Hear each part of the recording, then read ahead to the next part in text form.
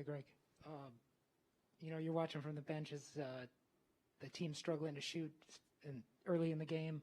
What were you thinking the offense needed to do early there? I felt like we just was missing some shots we usually make. I just felt like I just needed to go out there and stay confident in myself.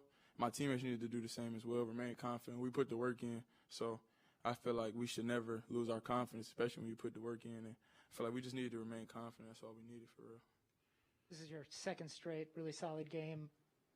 How have you been able to find a rhythm? It starts in practice.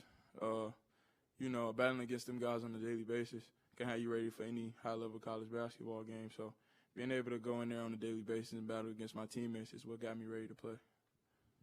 Greg, in that first half, UCLA went on an 18-3 run or something like that. What was difficult for you guys to stop the offense from them? What did you see from the bench maybe when in those moments too? That was a team that you can't really let get in transition, and that's what they did. Like, they turned our bad shots into offense, our turnovers into offense. Really, they turned any mistake we made into offense, and that was something that most good teams do, and you can tell they're a good team, top 5 in the country, so that's something they did. They turned all our mistakes into offense. Big East play coming up on Saturday. What can you take out of tonight's game in hopes of starting fresh against Xavier next Saturday? It was our fight. We just talked about it. The fight we had, because there was a point where we was down 31-10, and we never quit. We never wavered. We just kept fighting, stuck together and fought.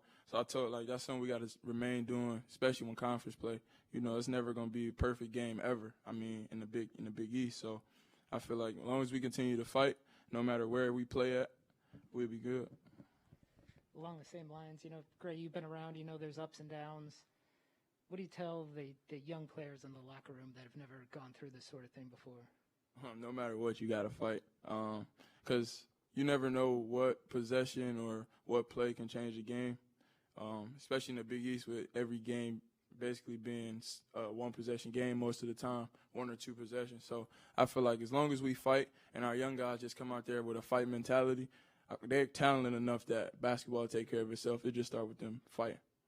And obviously this was another game against a really top competitor in the country. So how different was your preparation going against teams like Illinois, UCLA, and how is that different from like a Jackson State or Kansas? You can't differentiate it. No matter who you play, you gotta have the same mentality, no matter what. So you gotta have your mentality be the same regardless, no matter who the opponent is. Like, at the end, it be games you just say we focus on ourselves. As long as we focus on Marquette, everything else will take care of itself. We do our core values, we can be in any game we play. So it don't matter who the opponent is. We're gonna have the same mentality every time.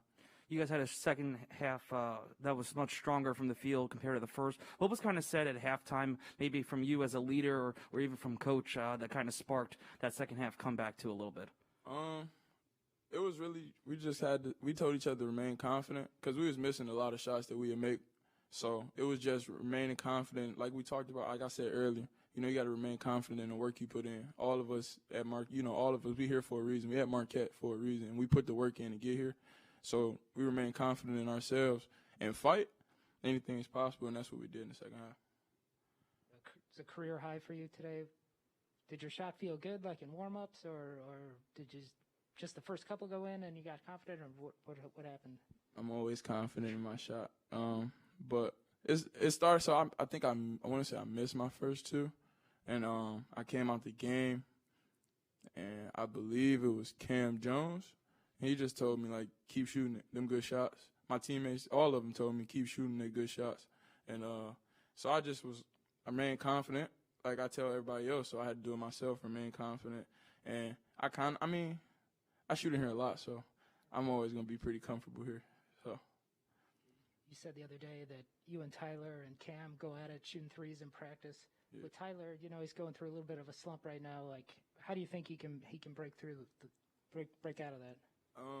Him see one go in the basket from 3, I feel like, or from the free throw line. Honestly, any type of shot he can get to go in the basket for him would be good for our team.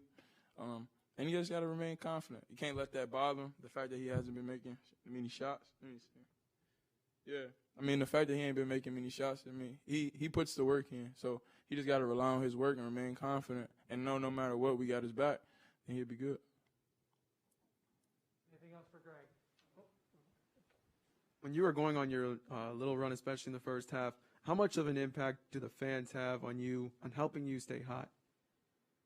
The fans play a huge part. I can feed off their energy. First, it started with me bringing my own energy, making a couple shots that helped. And then the fact that the fans was here and they was uplifting us even though we was down, that was huge because, without that, there's no telling how this game could have turned out. Anything else for Greg? All right, Greg, thank you. All right, thank y'all.